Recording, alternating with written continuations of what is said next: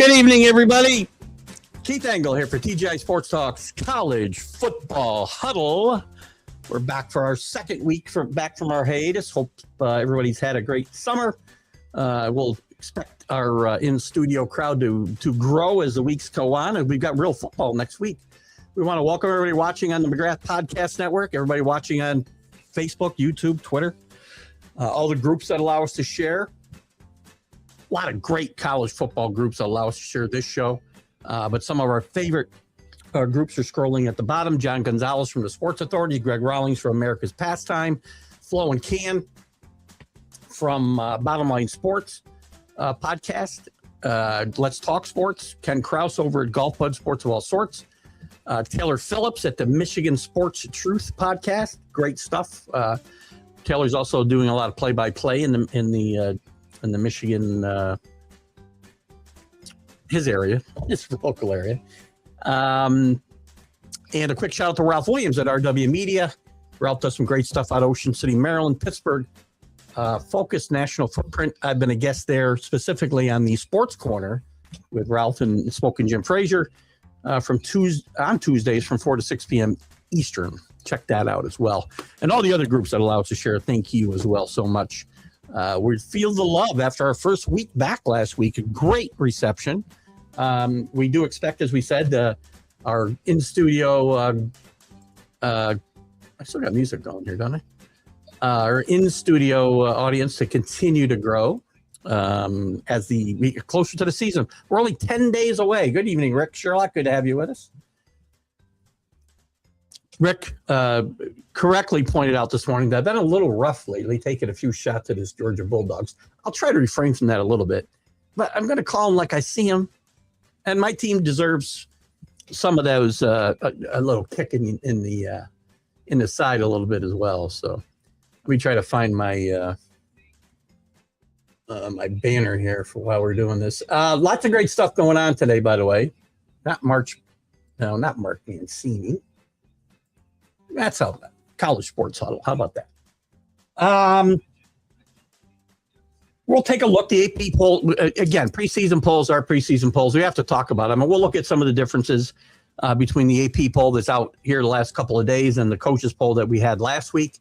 We'll look maybe at we've talked about the top teams. We'll talk more about the top teams tonight. And we'll look at some of the conferences a little bit closer, maybe the group of six. And we'll look at the bottom teams, the worst teams in college football. We can talk about Jaden Daniels. Is he going to win this fight? You know, when this story broke last week, I kind of wasn't sure what side to come down on, and I kind of was siding a little bit with Jordan Daniels being disrespected. But the more I've thunk on it, I don't think anybody's a winner here, and I think Jordan Daniels might be at the bottom of the winners list here. I thought LSU and Lane Kiffin were originally. I mean, you don't have any specific right to have your number retired, right? I mean, you didn't win a national championship. Yeah, you won a Heisman. You had one great year there. Well, I guess 2 great years, but still. Anyway, we can talk about that if you want. We can talk about what else. We'll look at the coaching tiers a little bit. The great coaches going as we've starting a new season. I kind of like the look, and I use the Athletic often as my guideline here. The coaching tiers and who might have jumped, who might have fallen back, who might be in trouble. Bryce Underwood's issues in Michigan, is he even going to be the starter? I don't know that they've got a lot of choices there at Michigan right now. But Bryce Underwood surely underwhelmed last year with an entire new staff there. He's got a bunch of new people to win over, most importantly, Kyle Whittingham, and we'll see how that works out.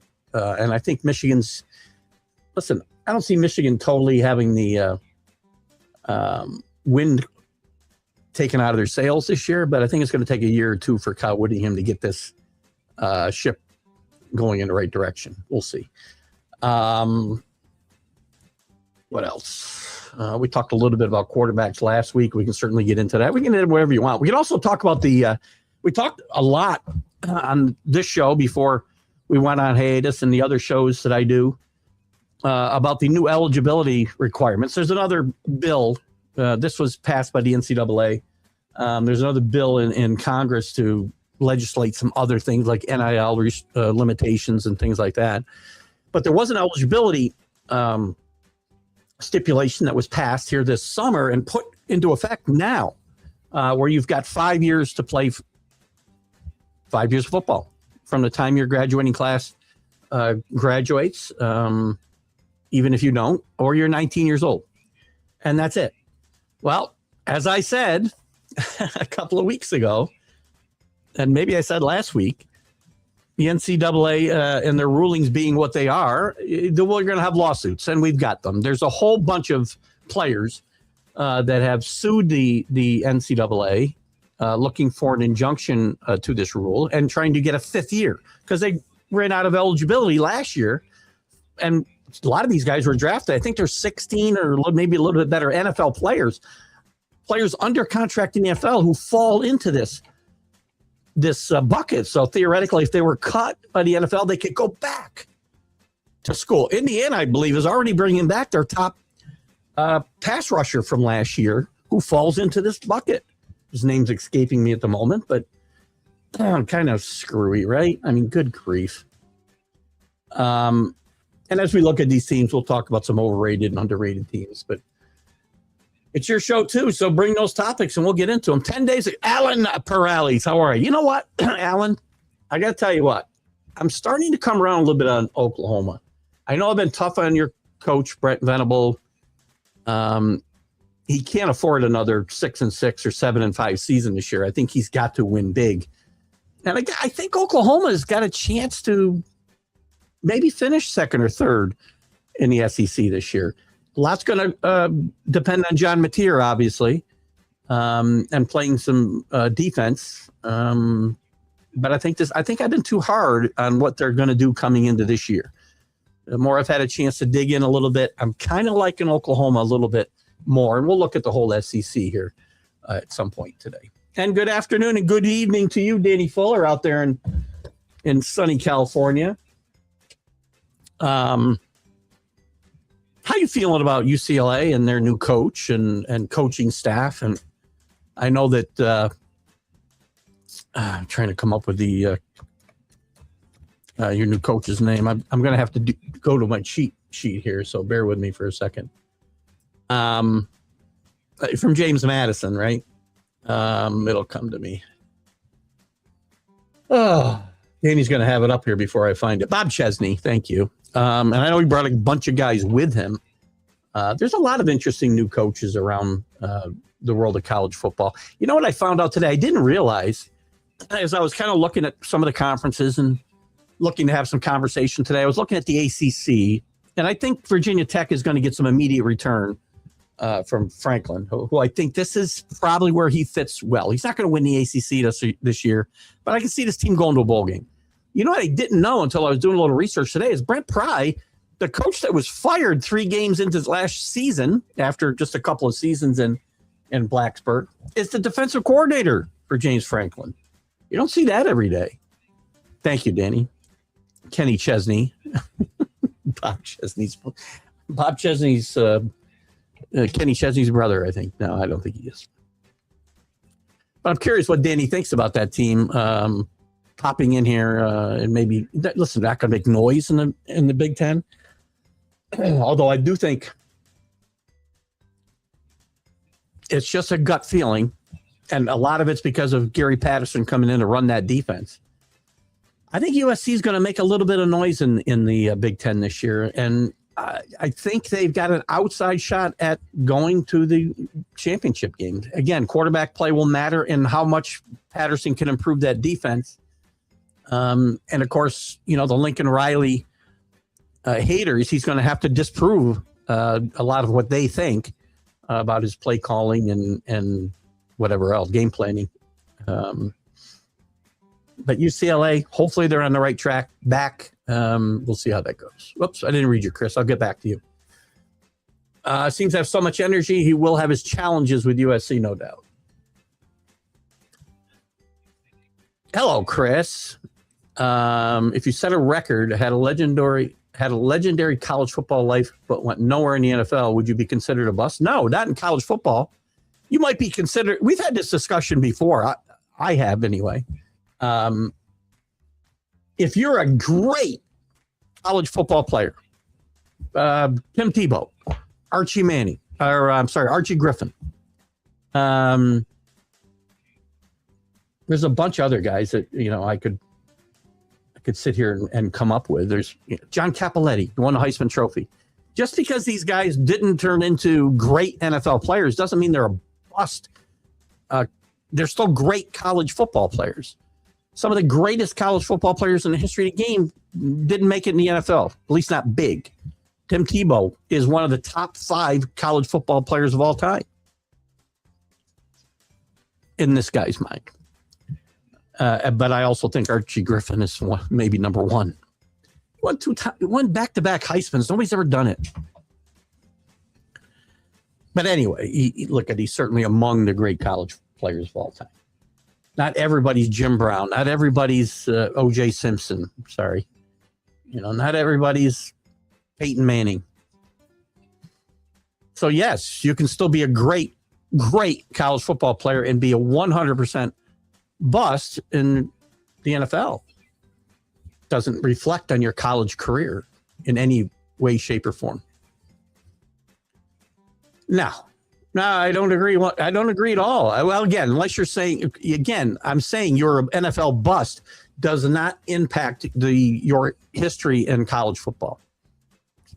They're two different sports in a lot of ways. Well, they're not as much today as they were, but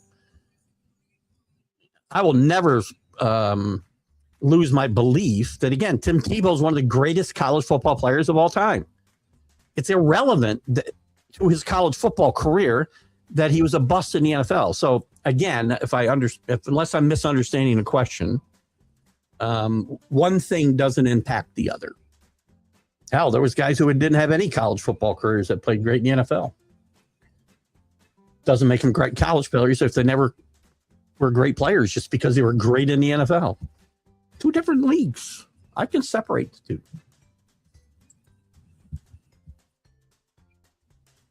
But a great college football quarterback. Right? Am I wrong? I mean, he won part of a national championship. Just saying. It's only one man's opinion. It doesn't, again, bust, NFL bust? Yes. Doesn't impact what his career was in college. He was a fine player. I mean, look at the list of Heisman Trophy candidates. Are all those guys, I don't think it tarnishes their college career. Maybe I'm misunderstanding what Chris is trying to get at. Are you an NFL bust? Absolutely. If you don't make it in the NFL, you're a bust. But it does no impact on what your career was before you got to the NFL. Again, for decades, the Heisman Trophy winners didn't do well in the NFL. Now, more recently, I think they probably had more success than previous. What's this thing doing? Why is this so backwards? All right, let me see if I can. We'll go through some of these for you. Why is this thing? Oh, there we go. Mendoza, we don't know about. Travis Hunter, still too early. Jaden Daniels, playing okay, not a bust. Let's just say buster, not a bust. Mendoza, too early. Travis Hunter, too early, I'm still going to say. Not a bust, Jaden Daniels. Not a bust, Caleb Williams. Not a bust, Bryce Young, I guess, is up in the air. Devontae Smith, not a bust. Joe Burrow, certainly not a bust. Kyler Murray,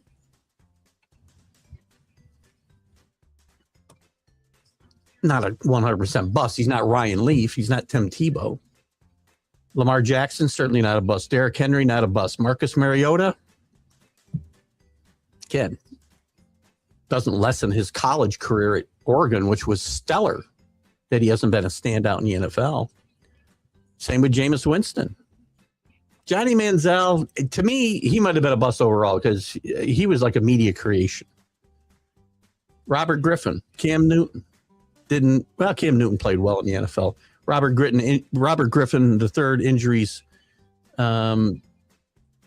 sidetracked him. Mark Ingram, he had a decent NFL career. Sam Bradford was a bust in the NFL. Tim Tebow, bust in the NFL. Troy Smith, a bust in the NFL.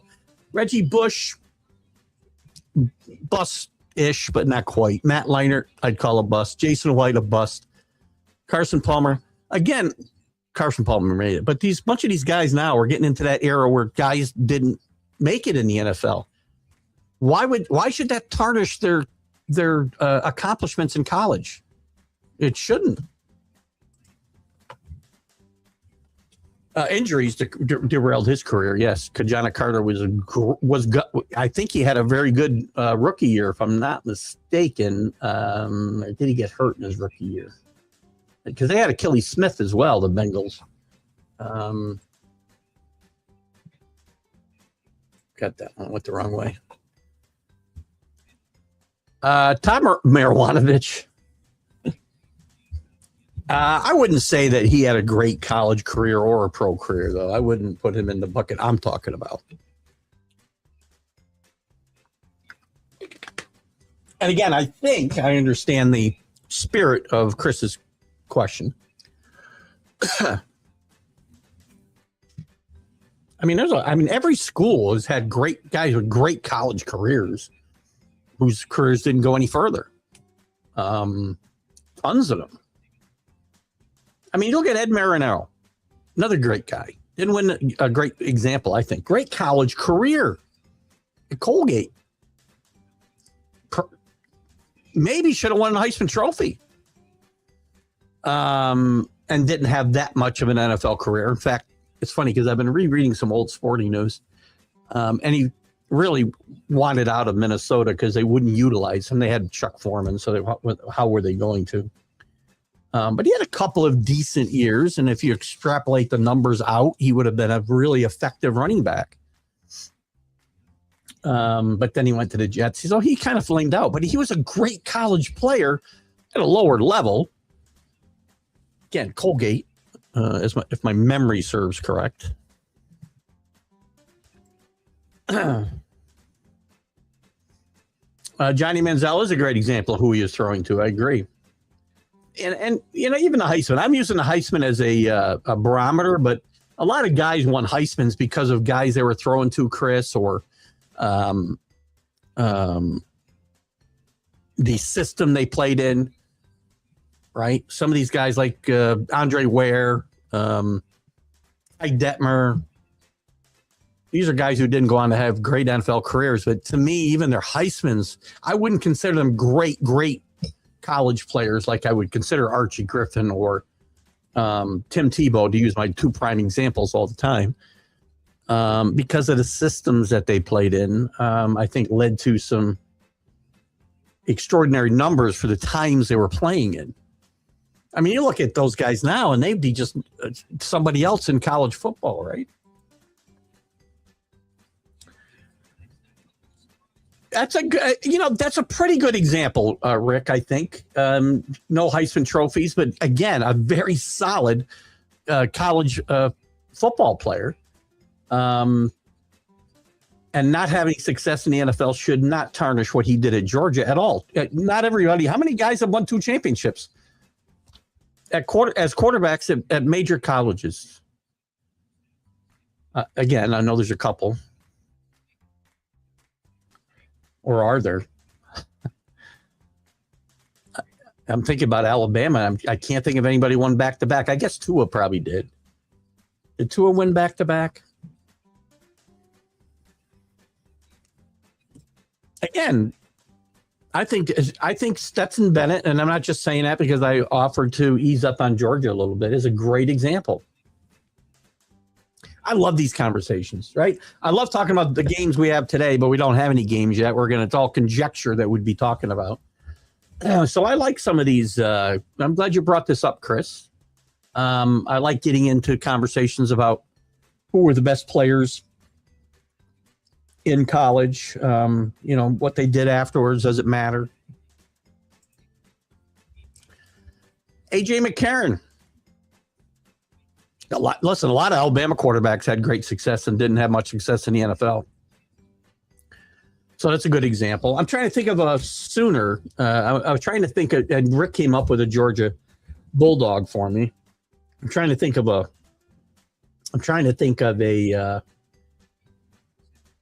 UCLA guy. The only guy that comes to my mind is John Shara, who took UCLA to a Rose Bowl and played a little bit in the NFL with the Eagles, I think, because Dick Vermeil went to the Eagles and Shara played for Vermeil, I think. I'm trying to think of an Oklahoma Sooner who was great in college, and Marcus Dupree, great college player. Of course, he didn't end up spending his whole time at Oklahoma. He may not be the greatest example. I guess, do I count Sam Bradford? I guess we can talk about Kyler Murray. We can talk about, Mayfield's been a good player. But again, it doesn't do anything to diminish. I'm trying to go back to like the Switzer days too, Alan, which I know predates you. But I'm trying to think of a great player on those teams who flamed out in the NFL. Can't say Billy Sims, because Billy Sims was really good in the NFL till he got hurt. Ron Dane had a little bit of success with the Giants, but he was a great, great college running back. 100% right, Danny. It's a good call. Sam Bradford. Yeah, Alan talked about Sam Bradford. I think he'd be the guy. Jason White's another one. I think back-to-back. Didn't they win back-to-back Heismans, Alan? I'm trying to go back to the heyday of, and again, those guys played for Bob Stoops, so those were really good Oklahoma teams as well. I'm trying to get back to Switzer or even Bud Wilkinson, but I don't go back as far as Bud Wilkinson. I do, but I'm trying to think of guys on Switzer's teams. I mean, he had some quarterbacks, right, that were really good quarterbacks. Who's a guy who went on to be a senator? Watts, really good college quarterback, option quarterback, didn't throw the ball a lot, but he was a great, as far as winning games in college, won tons of games. J.C. Watt, right? J.C. Watt? No, J.C. Watts. I may have it totally wrong. Bosworth is another great one. That's probably a better one, Alan. Yeah, that's a good one. Danny Werfel, another good one. There was a couple guys in Florida, in the state of Florida, James. Werfel, who's a guy who was like 27 years old at Florida State. Charlie Ward is another one with Florida State. Danny Cannell. Again, now I'm getting into just names, right? I can't put Danny Werfel on the same level as Tim Tebow, right? So we got to have levels of greatness here. But there's some good names. Boz, yeah, that was his one shining moment. I guess not shining, but his one moment in the NFL. Was getting run over in a Monday Night Football by Bo Jackson, who just ran right into the locker room. A lot of Brian Bosworth love here, or anti-love. Dial a friend. Chris Wenke, thank you, Alan. Chris Wenke won at like 26 or 7 years old. He won the Heisman Trophy. So the Heisman's not really and a lot of these guys went on to have great careers, right? Gino Torretta, another guy from Miami, Heisman Trophy winner. Can't leave any of them out. Ryan Leaf came up earlier. So in the spirit of Chris's question, I'm still going to say, when you have a great college career and you flame out in the NFL, yeah, you're an NFL bust, but it does not tarnish your college accomplishments in the slightest. As a rule. Again, there's an exception here and there, and I might use Johnny Manziel for my exception. Good stuff. Good stuff. Let's take a look at, so the AP poll came out. How much different are they than the coaches poll? Ohio State was on top. Oregon was on top for both. Georgia, Notre Dame, and Texas flip-flop in the in the AP poll. A lot of, the more I dive into Notre Dame's schedule, they better not lose. If they lose to BYU and Miami, they're not getting in the playoff because the rest of their schedule is not hard. Those two games are great. I think they're going to lose. I think they're going to beat Miami in South Bend. That might be Miami's only loss of the year. Because I think they're going to run the table in the ACC. And even if they have a hiccup, they're going to get into the ACC championship game. You remember, the 4 power conferences have automatic bids this year, which they haven't had in the past. It isn't going to matter where they finish. But I think Notre Dame's going to lose at BYU. BYU is going to be fired up for that game. They're really good. Maybe the best team in the Big 12. Them and Texas Tech, I think, are preseason bragging rights. But we'll see how that plays out. So Texas and Notre Dame flipping this poll. I think Texas will be really good. I think Arch will have a really good year. Indiana stays 6. Indiana, as I said, Hoover might be the weak spot is replacing the quarterback. They've got a lot of really good players. They've had a pretty good portal season. They bring back 15 really good players, key players. They've got a young wide receiver to kind of step in to some holes there. They miss, I think, Ohio State and Michigan on the schedule this year, if I'm not mistaken. I think Indiana will be fine. And, the question with Indiana, when does Curt Cignetti start to wear on people? I've been in love with Curt Cignetti and, his sound bites since he came in and said, I win, Google me. But some of his snippiness is, and the more he wins, the more he'll weigh on people. I want to predict that this time, a year from now, if he continues to win, he's got to continue to win, prefaces. This time, 2 years from now, more people will hate Curt Cignetti than like him. DeMarcus Russell's a great one, Brian. Great job there. Again, I wouldn't put him on Tim Tebow's level, but I would say, significant college career. Chris is here. I asked one question. You can feel 2 inches of bar peanuts on the ground. Great. That was a good question.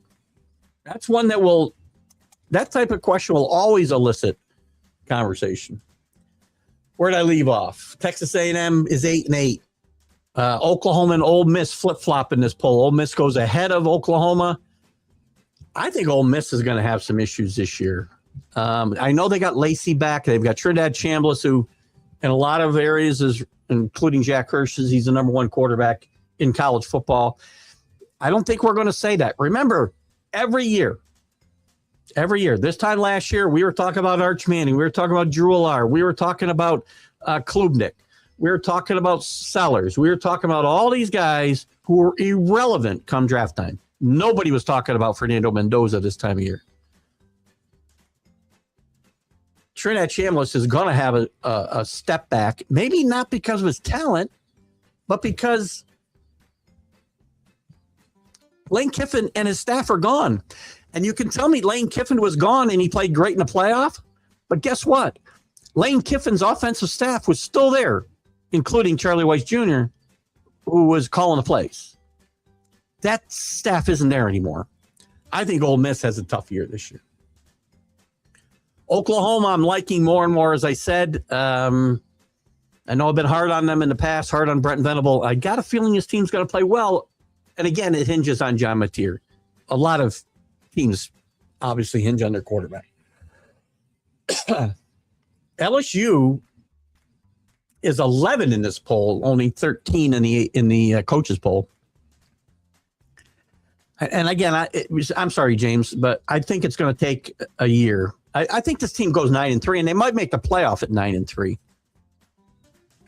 But I think they're going to lose a couple of games in conference, if not 3. Let me look at LSU's schedule real quick. I'll do it after. I'll do it right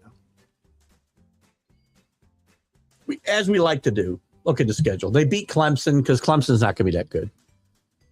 Louisiana Tech, they win. Ole Miss, at Ole Miss, I'm going to say that's a loss just because of everything that's going to be going on there. I can see them losing. They got Texas A&M home. I'll give you a win there. McNeese is a win. Kentucky's a win. Mississippi State's a win. I think they're going to lose at Auburn. Auburn's going to be, I think, a lot better this year. Their quarterback is going to surprise some people. I think they're going to lose to either Alabama. So look at it this way. They're going to lose somewhere in here. Maybe they don't lose to Auburn. But they're going to lose 2 games out of Auburn, Alabama, Texas, and Tennessee. I think they lose 2 of those games, which will give them 3 losses.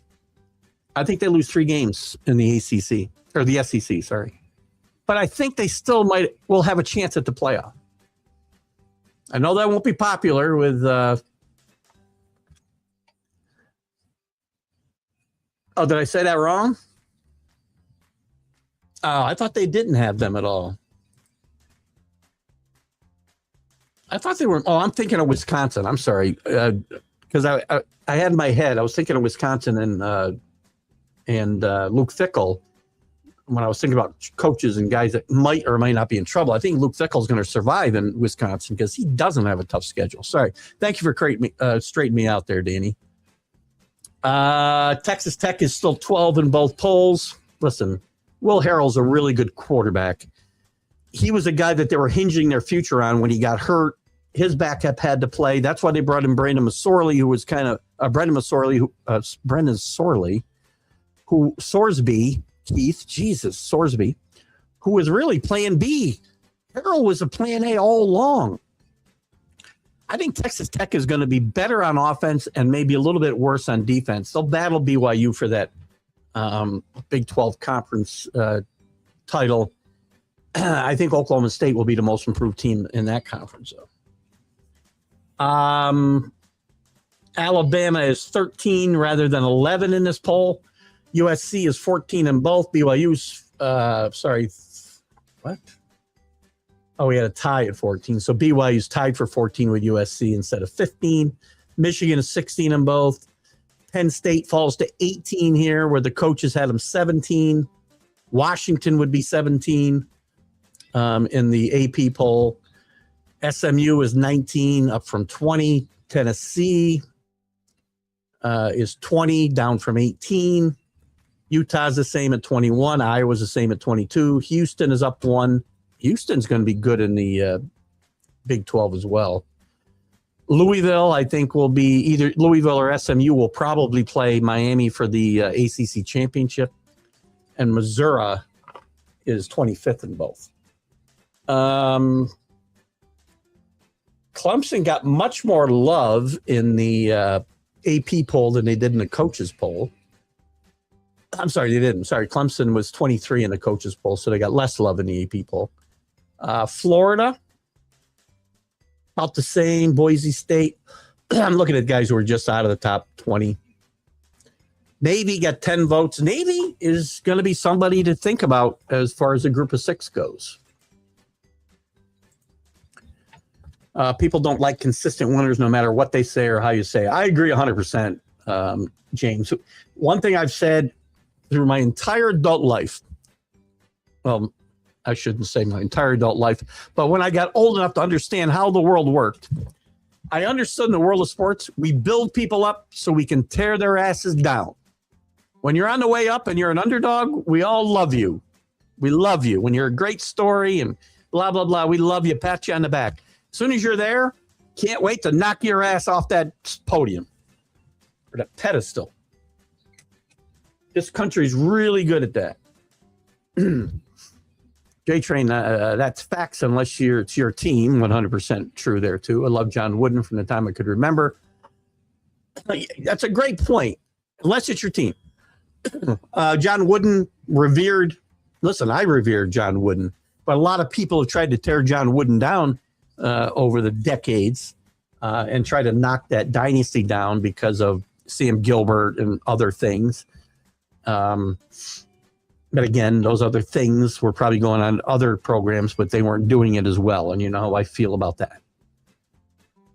But again, before you point fingers somewhere else, you have to remember your program has got a Sam Gilbert. Everybody's program has got a Sam Gilbert.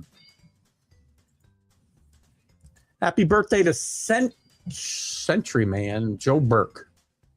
He'd be 126 years old today. That would be some kind of record if he was still alive. Product of Washington State College. It's incredible. It's incredible the history Washington State has. Well, they were part of a historic conference until we wrecked it. James got him winning 10, so you're going to have him winning 3 of those 4 games I talked about, I guess. I'd love to know who you think they're going to lose to. So you got them losing 2, I got them losing 3. That's not an easy schedule, by the way, for LSU in Lane Kiffin's inaugural season in LSU. He's got that tough trip to Ole Miss. He's got Alabama at home.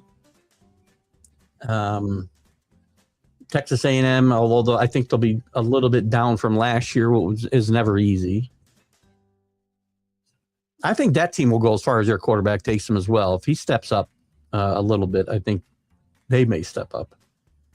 But with LSU, I'm worried. Sam Leavitt's a really good quarterback. Sam Leavitt had some injury issues as well. If he can't stay on the field, I don't know what their plan B is there, James. You may know better than I do. But I'm curious who you had them losing to. And I do have my Hurricanes losing 1 game. They could lose 2. They could lose to. They could lose to. They could lose 1 game in conference. I think they might lose at Clemson, even though Clemson's not very good. Who else do they have? I got to refresh my own memory. God, the league is not very good. I mean, if they lose a conference game, I'm going to be shocked. I mean, the best chances that are at Clemson. They're not losing to North Carolina. Maybe Duke, but that's at home. I mean, historically, that'd be a game that Miami would lose. But I think they're going to be too good this year. And that's not just, listen, I'm hard on my teams. I think you know that. I am not a rose-colored glasses kind of guy. I am not going to sit here and tell you that this team's going to go 12-0 because I think they're going to lose to Notre Dame on the road. And there could be another pitfall there somewhere because that's been their history. Even last year.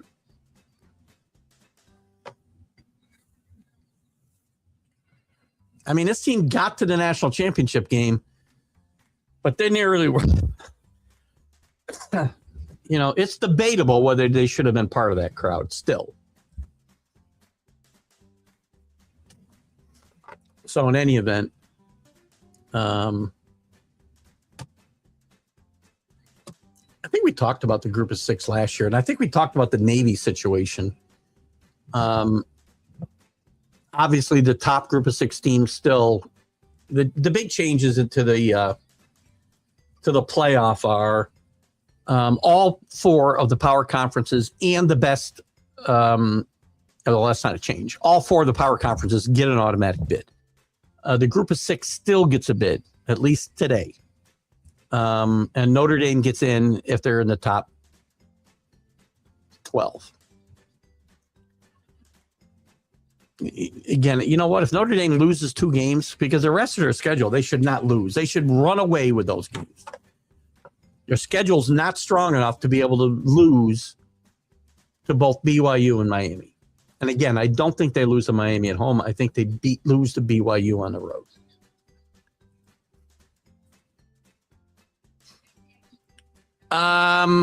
It's coming. Whether it's this year or not, Chris, I'm not sure. But I think I talked about this last week. Let me see if I can find. And I don't know if it's just gambling. I think it's I think it's like advertisements in general. College football. I think it might be this year, but it's not just gambling. It could be anybody.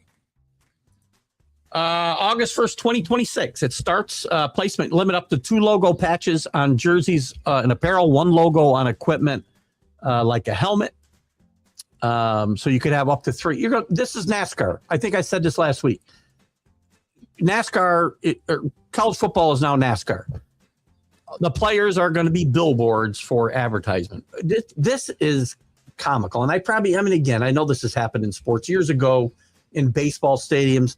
The outfield fences might be lined with advertisements, right? It's not like this is new, but it's new for college kids.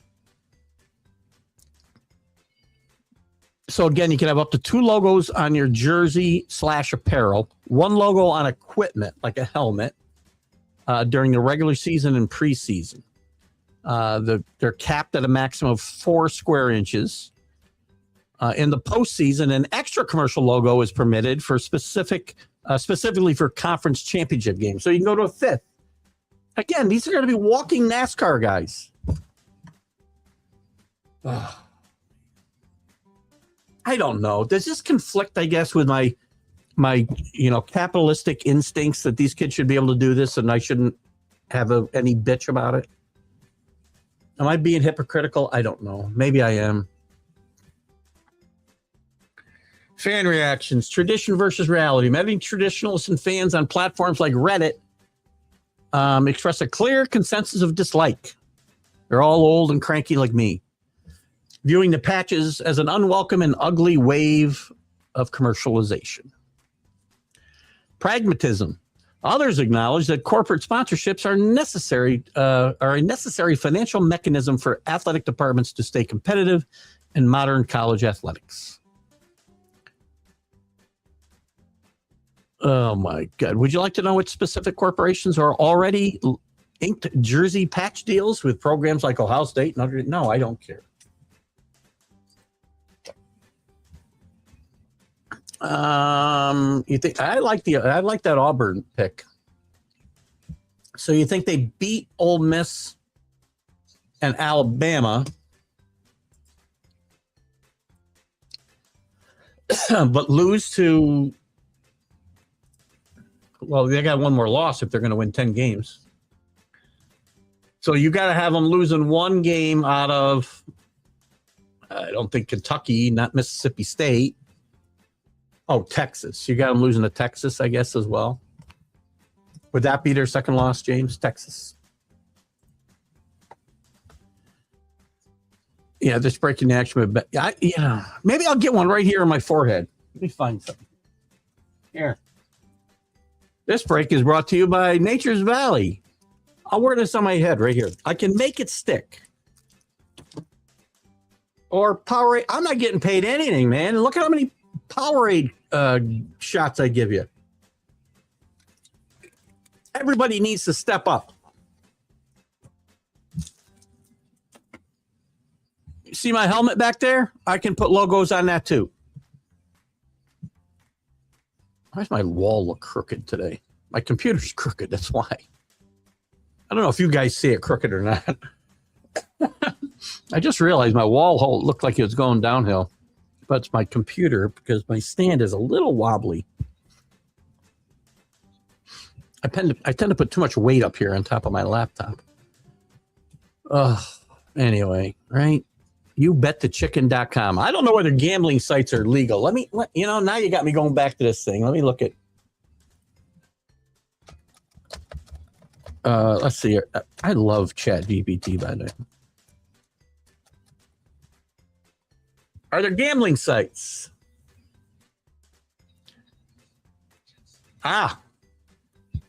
No gambling sites or sports books are allowed on college football uniforms. Hallelujah. There's some sense of reason left in the world of college sports. Why you won't see any sports book patches? NCAA stance on gambling. The NCAA maintains strict rules against sports betting in college athletics. You can bet on them, but not in. Meaning gambling platforms like DraftKings or Caesars Palace are prohibited from buying this specific advertising. They're available to sell advertising everywhere else in college football, but not on the uniforms. Thank you for that, by the way. Wow. Schools of liberty restrict jersey patches to family-friendly or corporate-aligned sectors. I guarantee you, week one, somebody's going to be offended by somebody who's sponsoring somebody. Anybody willing to take me up on a bet on that?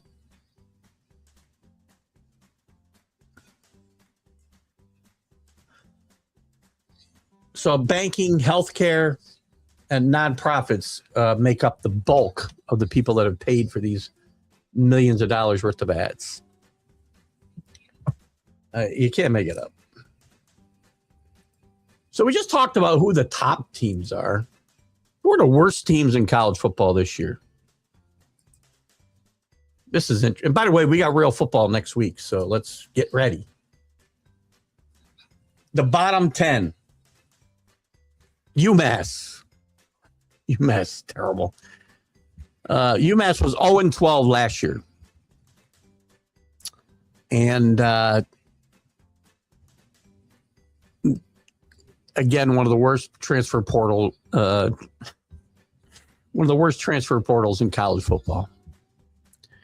Sam Houston, only a couple of years into conference play, they were 2-10 last year. They're probably going to be horrible again this year. Georgia State, 1-11 last year. Charlotte, 1-11 last year. Probably going to be just as bad.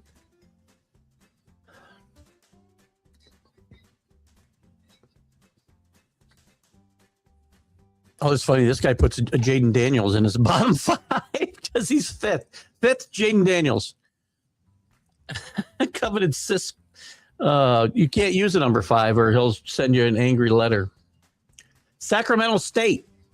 They were 5-7 last year in FCS, but it's their first year in the Football Bowl Conference and Division I, playing in the MAC. Because why wouldn't Sacramento play with a bunch of schools that play in, the Mid-East? Oh, God. They'll be terrible.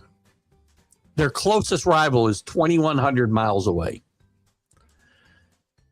Northern Illinois. They've moved to the Mountain West, and they weren't very good in the MAC last year, and now they've moved to the Mountain West because, of course, the Northern Illinois team belongs playing Boise State. Louisiana Monroe. Man.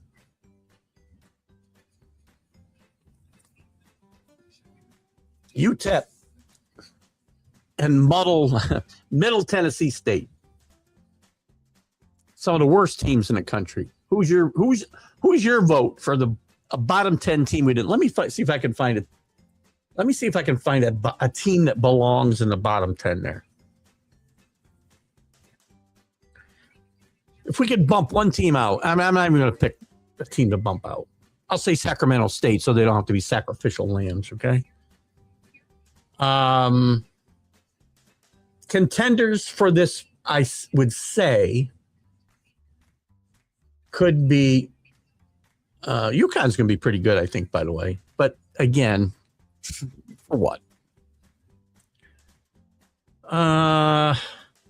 Kent State, I would say, although they're a little bit better, I would say is a contender for this bottom 10.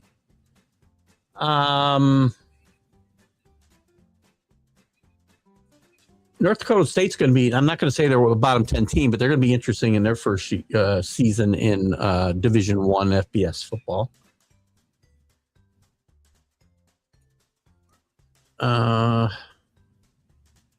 No.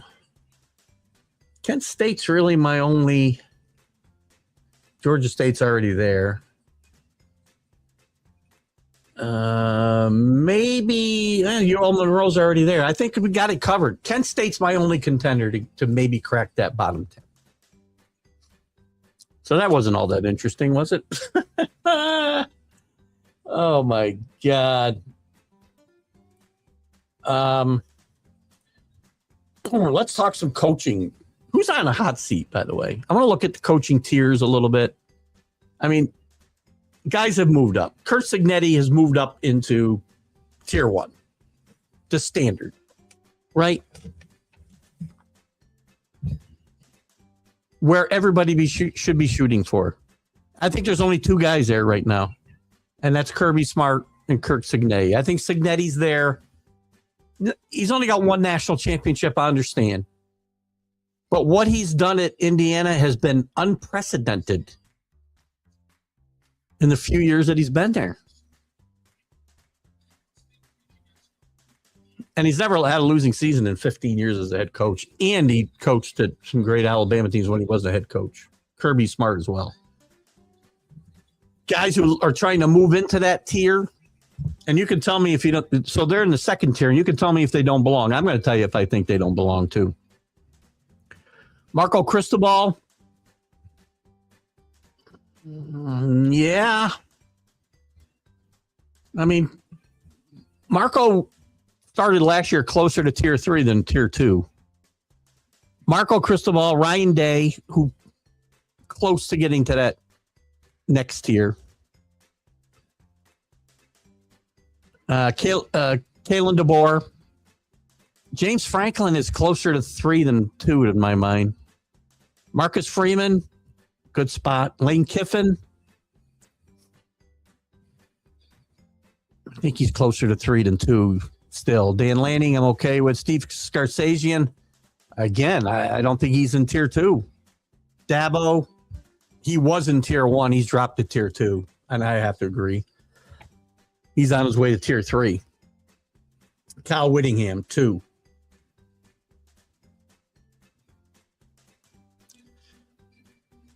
Tier 3 is consistency with upside.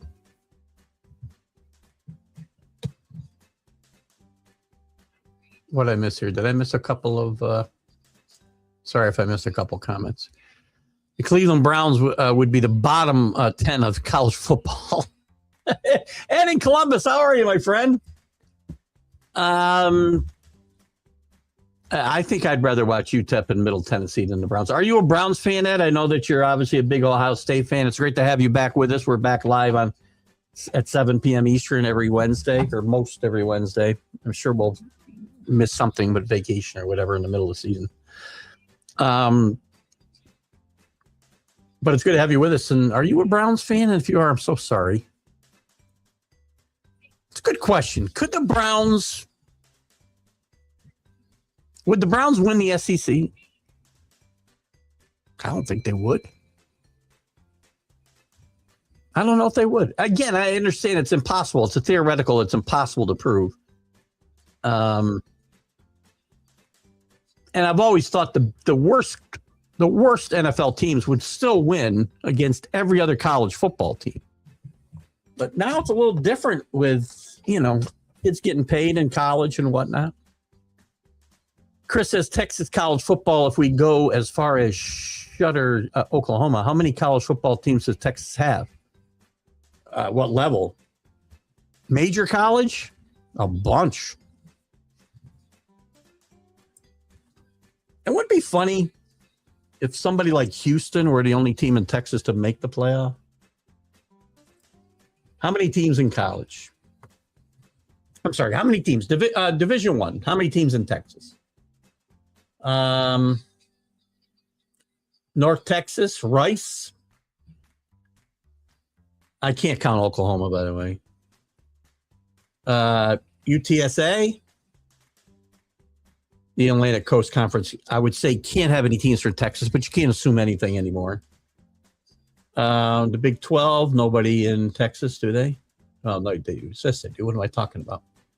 Baylor, Houston, TCU, Texas Tech. Big 10 has nobody in Texas. Please tell me they don't. Of course they don't. Can't assume anything. Conference USA.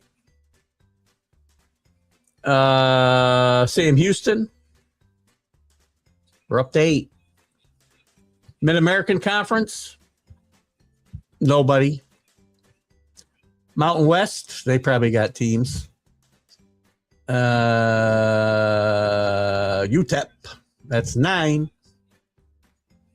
Pac-12, Texas State, that's 10.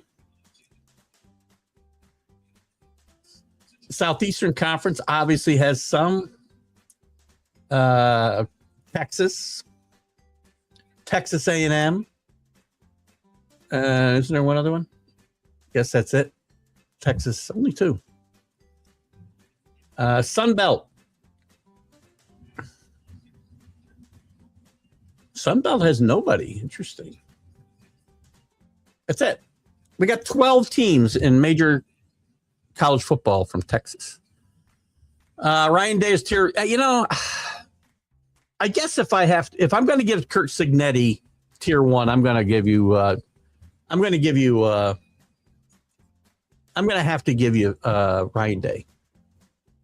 I said he was close, and I'll make that call. He goes in. And it's ironic you make that comparison, though, Ed, because he doesn't beat Michigan again, as a rule. He's beating them last year and maybe this year. I found it interesting, Ed, since you're here.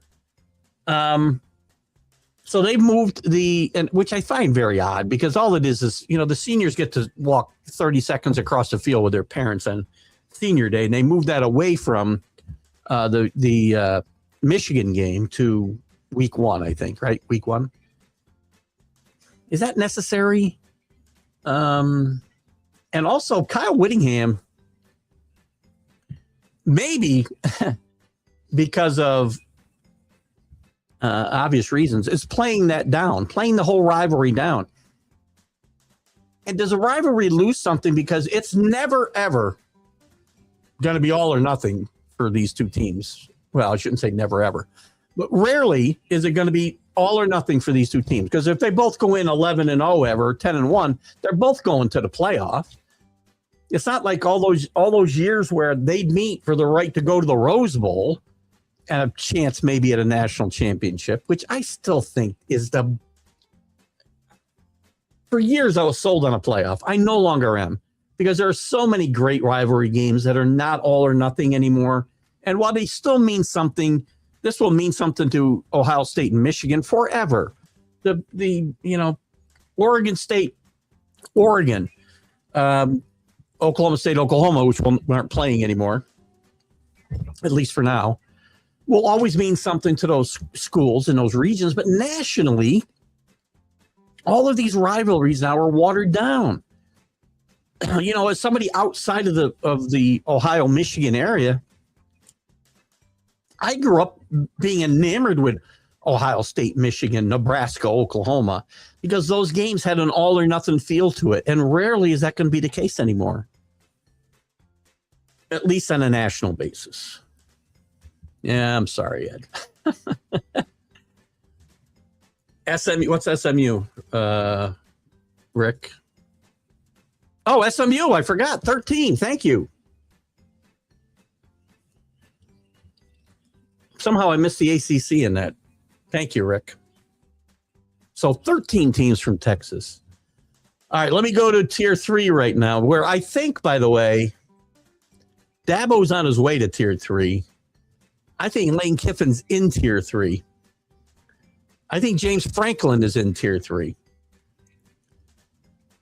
So how about these guys? And can we move any of them up? Brett Bielema, I think he's positioned very well there. Jeff Brown, very well. Matt Campbell, very well. If he succeeds at Penn State, he will ascend to tier 2.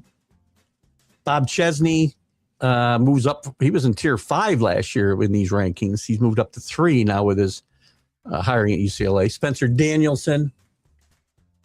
Kenny Dillingham moved up to 4. Eli Drinkwitz was 3, still 3. Sonny Dykes. Mike Elko, Kirk Ferenz. Oh, man. Guess I can't. I'd love to move Kirk Ferenz up, but I can't. PJ Fleck, Willie Fritz, Josh Heupel, Rhett Lachey. Boy, he's a guy that, man, one big year. He's had big years, but he needs a playoff win, maybe a championship appearance to really get into tier 2, maybe. Clark Lee at Vanderbilt, Joey McGuire, Bronco Mendenhall, Dan Mullen, Lincoln Riley. He's fallen out of tier 2, by the way. Rich Rodriguez, Kalani Sataki. Listen, there's a guy. He's moved up from 4 to 3, and he's ready to go to 2. John Sumrall, new coach at Florida. Fair. Usually solid, tier 4. Brett Brennan. Shane Beamer should be 3, man, but he just can't be consistent. Troy Calhoun fell from 3 to 4. I like Troy Calhoun, but it's tough for the service academies. And Navy and Army have done exceptionally well in this new environment of NIL money and transfer portals and whatnot. Army and Navy's done exceptionally well the last couple of seasons. Navy coming out of some doldrums, actually. But Air Force has really taken the worst of it. And Troy Calhoun's a really, really good coach. Jamie Chadwell, Manny Diaz up from 5. Dave Durian. Luke Fickle falls from 3 to 4. Troy Calhoun's down from 3. Jamie Chadwell's down from 3. This is as far as we'll go with this, too, I think. Pat Fitzgerald wasn't rated. Jed Finch still at 4. Jay, he's ready to go up to 3, though. Jed Fish is ready to go up to 3. Alex Grolish, I think he'll move maybe to 3 because I think Alex Grolish is going to really have a great impact at Auburn. Brought his quarterback with him. I expect Auburn to be much better this year and competitive in a very competitive SEC. Huff, Brent Key.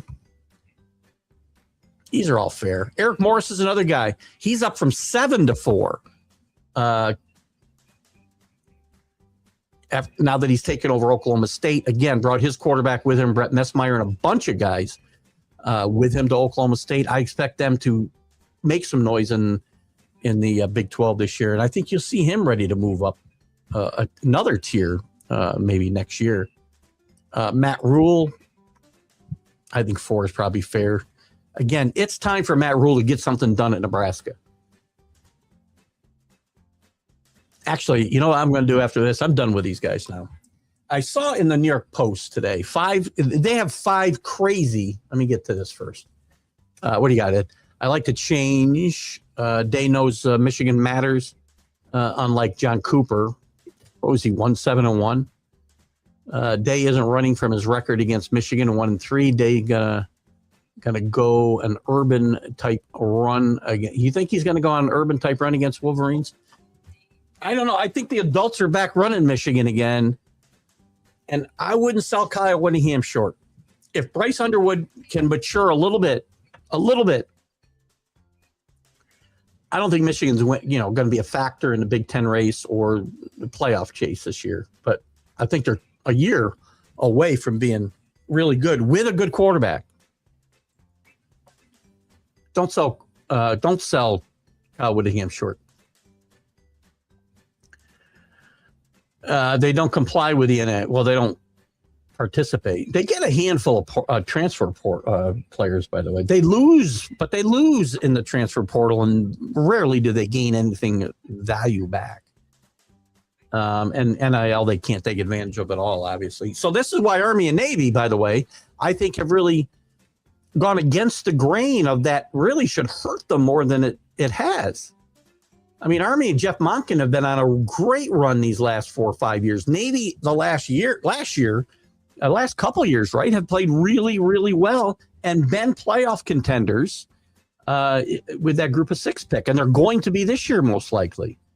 Army might take a little step back, but I think Navy's going to be really good. So that'll be kind of interesting to see. But it is. But Air Force is taking a brunt of it. To me, they were the most consistent of the service academies through the years, especially under Troy Calhoun and under Fisher DeBerry. Before that, they were very consistent winners out west. And now they've fallen on hard times with a really good football coach, by the way, in Troy Calhoun. Early hot seats, Mike Norvell may not survive. Again, we had some firings in week 3 last year. I think Mike Norvell's on one of the hottest of hot seats. And colleges don't often fire guys in the middle of the season. We see a handful, and we don't see him as early as week 3, but we saw it with Brent Pry last year, who, interestingly enough, I think I mentioned earlier, is now the defensive coordinator for James Franklin. I think Mike Norvell's on the hottest of hot seats. Let me get my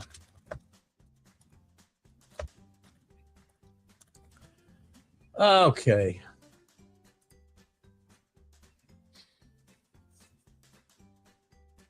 Shane Beamer could be one of those guys. I do expect South Carolina to bounce back strong, but I think if they don't, I think Shane Beamer is going to be on the hottest of seats. Dave Aranda from Baylor, he had a really good debut season, and it's been mostly bad since then. I said this before. It won't be early in the season, but Bill Belichick is 2 and done at North Carolina. It's over. They're winning 3 games this year, guys. Take a look at that schedule, and you tell me where you're finding more than. Again, I've heard some people say they'll go 6-6, 7-5, and get a bowl game. They're not getting a bowl game because I can't see them winning more than 3 games. You might find 4, but you're not finding 5. Please tell me I'm wrong if you can. Luke Fickell barely survived last year, Rick, but I think they've got a very favorable schedule this year. It was them I was thinking about earlier when I said Indiana had a much softer schedule. Wisconsin had a horrendously tough schedule last year. This year they don't. They played pretty well the second half of last year. So I think he survives. Mike Loxley at Maryland, definitely in trouble. Good coach, too. I don't think this will come to pass, but I think Lincoln Riley is on a hot seat, but I think he gets off it this year. I think USC is going to be a player in that Big Ten this year. If they don't get to the championship game, I think they're going to be very close. And one that will be probably pretty polarizing. I think this is Deion's last year in Colorado. He won 3 games last year, won 3 games his first year. I don't know that this team is going to win. Again, I don't think they win 5 games. And I think Deion, I think Bill Belichick, they will be mutually decide to take a different path. Not even transfers in the service academies. Those players are strictly military. Some guys have transferred out, though. Brian.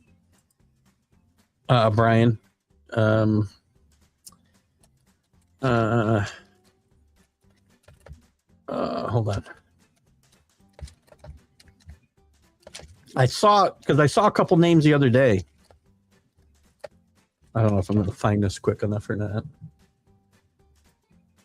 2-year window. Cadets and midshipmen can exit and enter the transfer portal prior to the beginning of their junior academic season without facing active duty service penalties. After their sophomore year, so if they leave after the start of their junior year, that means they owe active military service or must reimburse the government for their education costs. So there is a way to get out, and graduate can't. Rare exceptions. There's been graduate transfers as well. So there is a window there for them to get out of there, but small. You aren't seeing many. I was trying to find it because I saw a couple of names I was going to throw at you, but now I can't find them. Was it this article? It doesn't matter. We're not going to know the names that much anyway. We will always be sports related. Your Boston College great William Green gave my Browns the best play since they returned in 1999. As the late great Jim Donovan called, "Run, William, run." Jim Donovan. Good stuff. William Green, good player. Good player. Anyway, the New York Post had these 5 predictions for the college football season. And you tell me if any one of these which one of these, we'll say one of these has a better chance than any of the others. I don't think any of these are going to happen, by the way. But let's see which ones have the best chance of happening. 5 bold predictions for the college football season. UTSA, University of Texas, San Antonio, will be the only Lone Star team. We just talked about the 13 teams in Division I. They'll be the only Lone Star team to make the playoff. I don't think that one can happen. Texas, Texas Tech, SMU, Texas A&M, all have realistic chance. Houston, I would say that one has a very little chance of happening. So there's one. UTSA, only Lone Star team to make the playoff. Oklahoma State makes the Big 12 championship. This one has an outside chance. Outside chance.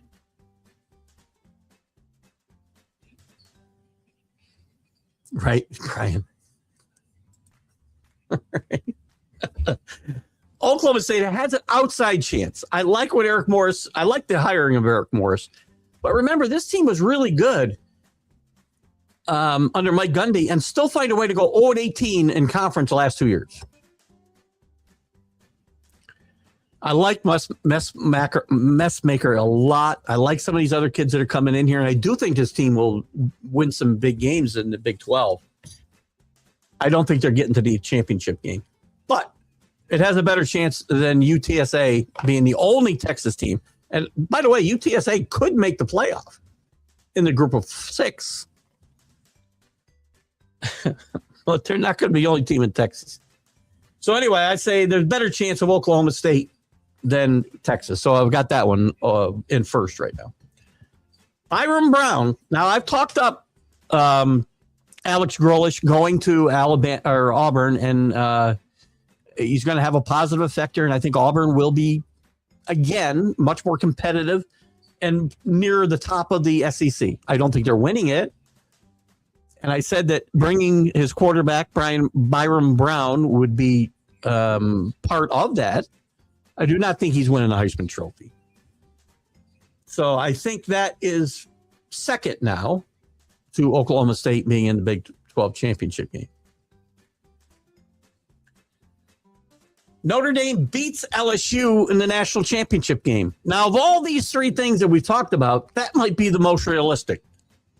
Although I do think LSU's got a chance at the playoff. I'll give you my playoff picks next week. I'm not 100% sold yet on where I want to go. But I'll give you my playoff picks and my Final Four and championship game next week. This one might have the best chance of these 4 things so far. Where's the other thing? I think I missed one. I missed one. I think it's right at the top. Here's the 5th one.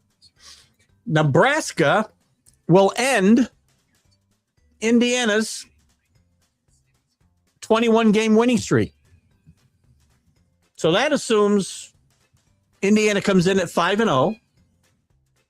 They go into Memorial Stadium in Lincoln. I guess that's not beyond the realm of possibility. Can Indiana be 5-0?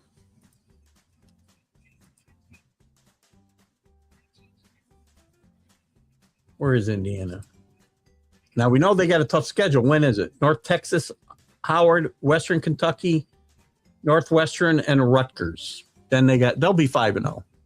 They'll definitely be 5-0. Nebraska. Now, what's their record going to be? Good question. What's Nebraska's record going to be going into that game? This is a huge year. That would be a signature win for Nebraska. And they were close. They've been closest to signature wins in the last couple of years. Ohio, Bowling Green, North Dakota, Michigan State, Maryland.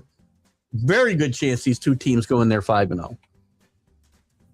Interesting. UTEP has a better chance than UTSA. No, UTSA. No, that's not. I mean, it is funny, but UTSA has a fighter's chance in the of getting a Group of 5 bid. It's wide open. Wide open. Navy is in play. Notre Dame all the way. I don't know about LSU getting there either. I do think they can make the playoff. I'm not sure that they're going to. I'm not sure that they're going to make it into the playoff. We'll see next week. I don't know. I got them 9-3. I know James has them 10-2. I have just this thing that Lane Kiffin's not going to get over the top right away. He's going to win national championship at LSU, without a doubt. I'm not sure Sam Levitt's a guy to get it done. And I like the kid, but injuries.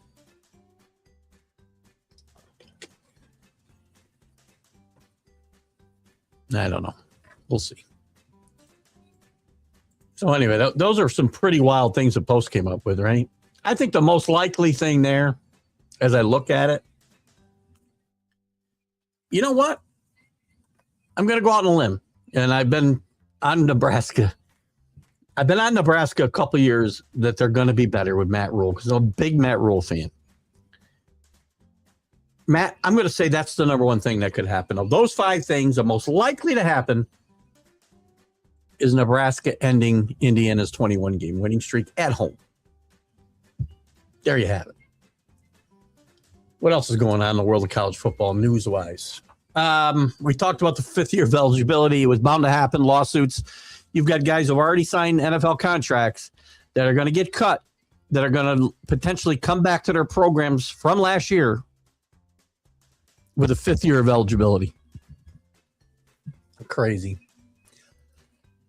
Bill Belichick has determined his quarterback to start the season. Billy Edwards Jr. has won that job over Miles O'Neill, a transfer from Texas A&M. I don't think it's going to happen.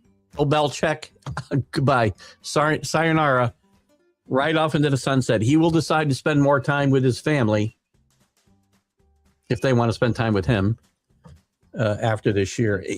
What a night. I mean, by the way, Bobby Petrino is now the offensive coordinator there. I can't think of a worse combination head coach and offensive coordinator than Bill Belichick and Bobby Petrino. Maybe they prove me wrong, but this looks like a problem waiting to happen. Bill, don't get on a motorcycle with the guys. All I can tell you right now. What else?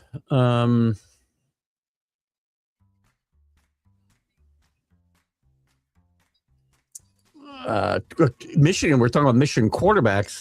Their ex, it's the wrong story. Their ex-quarterback, Davis Warren, will be starting at Stanford this year. Stanford's not going to be very good. Stanford is geez, they could be bottom 10 this year. I talked about the bottom 10. Stanford could be a contender for one of those spots this year. I think they're going to win 1 game, 2 games tops. Cal, on the other hand, could be an interesting outlier in the ACC. A very weak ACC outside of Miami. SMU and Louisville are going to be really good. How good, I don't know. I like SMU, though, with Jennings back at quarterback. They still got some talent on that offense, and I like their coach a lot last year. He's a really good coach. I don't care about All-American teams.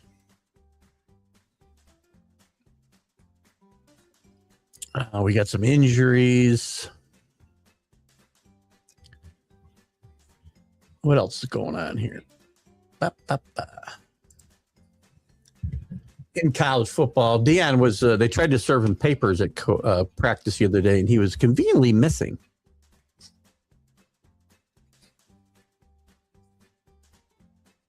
Kirk Cignetti said he wants Indiana to play Notre Dame, but this will never happen, by the way.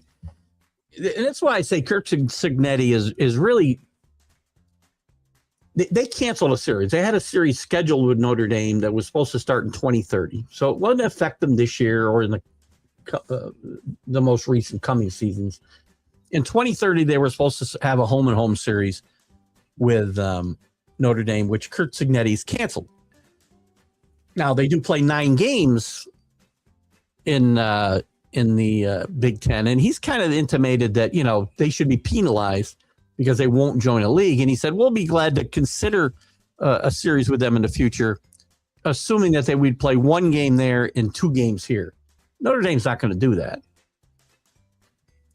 But these are the little things that make me wonder if Kirk Cignetti is starting to wear thin on people.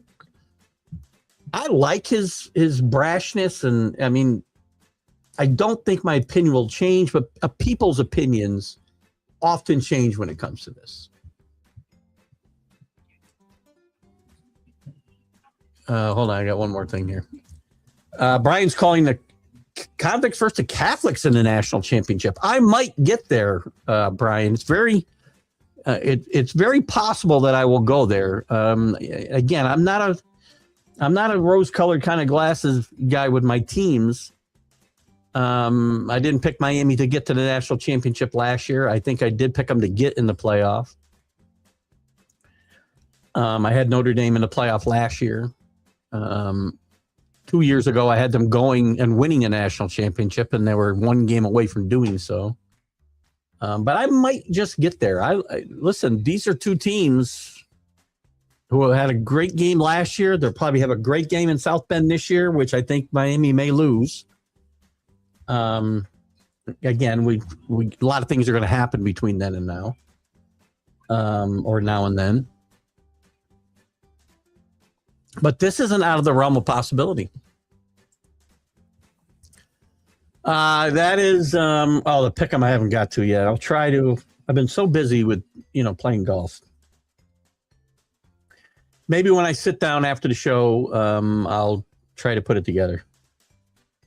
We got it, because I don't think there's games next week. Well, there's games next week, but I don't think the pick 'em starts till week 1.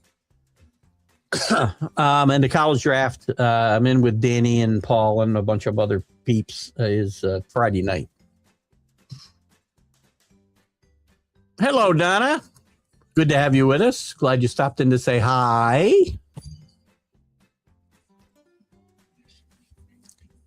That's what winning a national champion does to Cignetti. He was like that before, though. I mean, I have to give the guy credit. He hasn't changed even a little bit. I mean, he was this way the minute he got to town. I mean, who says, and I like it. I still like his brashness. I really do. I mean, who says I win? Google me. I like the guy. And he really hasn't changed. People's opinion will change. So I guarantee it. Just human nature. If anyone's left after dismissals. We got lots of guys left. And as long as we don't have to send Jordan Lyles to Georgia for the driver's ed program.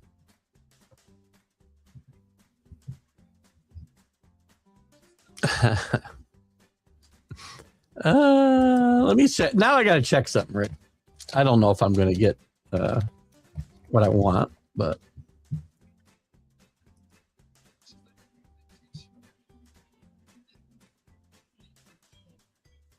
And Rick's talking about Cam Vaughn I think you're talking about Cam Vaughn anyway, getting dismissed this week. Again, he's had some issues. He transferred in from somewhere else. I wanted to find a list because Cam Vaughn, Hayden Lowe, Nebraska, TCU, Rutgers, Kentucky. This is just, that's not even a list. I want a list of schools. I guess I'm not going to get it. This is not really going to impact, I don't think. I don't think this is going to impact Miami's approach at all. I think I like their wide receivers a lot. Malachi Toney, you will find out this year, he was the most electrifying freshman in the country last year. You're going to see him blossom into one of the best football players in the country this year. To go with one of the best transfer quarterbacks in the country this year in Mensa. So it's okay. You take your shots now. And again, I know I've taken a few shots at your Bulldogs. So it's fair. So again, no football yet this week. Next week, we will get started with real games. And we'll talk more about them next week. But we do have North Carolina going to Dublin to play TCU, which will be their first loss of the year. But there's some other interesting games on the schedule. I think San Jose State and USC will be interesting. North Dakota State gets their inaugural. They're only playing Jacksonville State, but they get their inaugural Division I FBS Bowl Division game. Sacramento State plays their first MAC game. Memphis plays UNLV, which I think will be a very interesting game and potentially have real impact. The only game of week one that I think could have real impact on playoff with playoff implications. And NC State plays Virginia, by the way, and we'll find out a little bit whether that Virginia team will be able to continue that momentum that they built last year. They've upgraded their quarterback situation. NC State and Jamie Chadwell, I think, may do better in his second year there. And this could be a really interesting ACC game to kick off week 0. So there's a couple interesting games to take a look at, and we'll look at them more in depth next week. And with that, I think we'll let you go. Friday morning, I'll be back with Jack at 8 a.m. Eastern, and we'll keep you up to date with everything that's going on in the NFL and Major League Baseball and anything else might be top of mind in sports. And I'll be back and I'll have the Major League Baseball update Friday afternoon, and also we'll have the Sunday Stream of Consciousness on Sunday. No, we may have a preemption Sunday, as I am traveling to Connecticut Saturday to go to a minor league baseball game with my stepson and his wife, and so Sunday morning could be problematic. I'll do the 8 o'clock roundtable, and the Sunday Stream of Consciousness might be on a